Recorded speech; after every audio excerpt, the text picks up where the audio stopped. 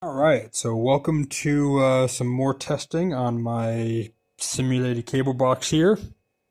What I'm testing today is this little switch here on the side that's going to become my master power switch. So it's taking me a little bit back and forth because apparently one of my alligator clips that I had wanted to use, red here, may not be any good anymore. I may have to open this up and see why it doesn't get a solid connection anymore. But it took me a minute to figure out that that was the problem. So we've had to switch some colors up here to colors I wouldn't normally use for this, but who cares? So right now what we have is we have green is going from the top of the switch here, which is basically your load, to the USB-C cable that's been split open, okay? And then black is going from the bottom, what's going to complete your circuit, to the other side of the USB-C cable that's been split open. Then you have yellow is your ground, okay? So yellow is your ground. Now, you don't technically need yellow. The only thing yellow does is it grounds the light bulb that's inside of here. So when this is flipped on, it has a little red light in here. It has the LED in here that glows red. So you can see that it has power type of thing. Now the whole thing is connected through this 3D printed plate here that will eventually get screwed onto the back. And that's my USB-C cable.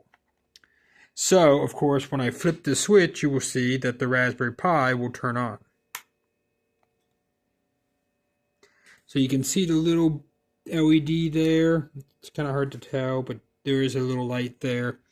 On the front end, you can see that we have the buttons lighting up. The green button's having some issues. I got to resolder some of these connections. But in general, it is working as it should.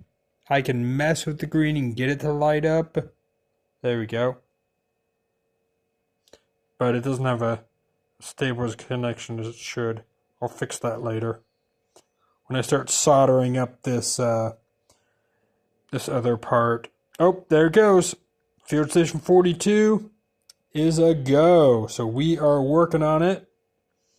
And like I said, now I have a master power switch over here. So now the whole thing shuts down by that master power switch. So that's something that will eventually all get wired up a lot cleaner.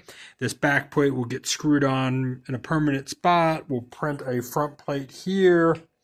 And this thing, and we'll clean up a lot of the wiring and put the hard drive back in there. And this thing will start looking a lot more professional and less like, I don't know, a science experiment. So there we go.